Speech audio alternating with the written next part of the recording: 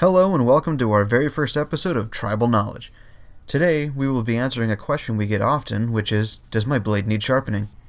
To answer that, we'll be giving you tips on how to check if your blade could use some TLC with few, if any, tools.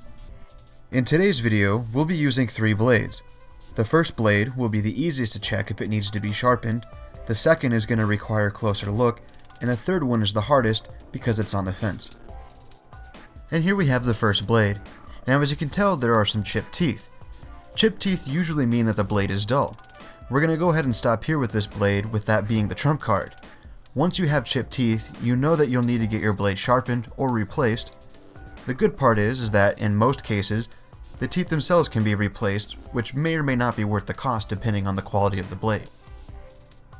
On the second blade, it's much harder to tell with the naked eye. There are no obviously chipped teeth to tip us off, so at this point, we'll look for rounded corners or edges.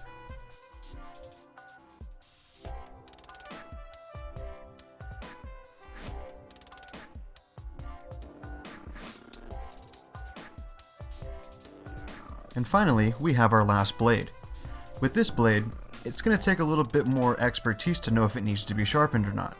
For the guys in the shop who handle blades every day, there's a certain feel to the blade, then they can tell pretty much right away if it's sharp or not.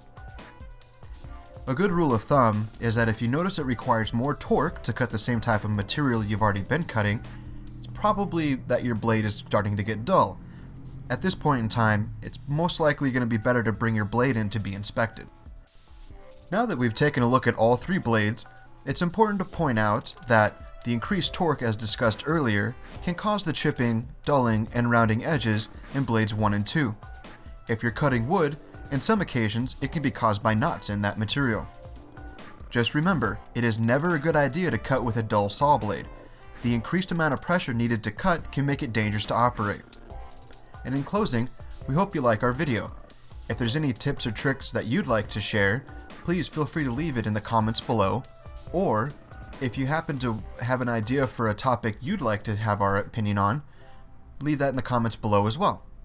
Thank you, and we'll see you soon.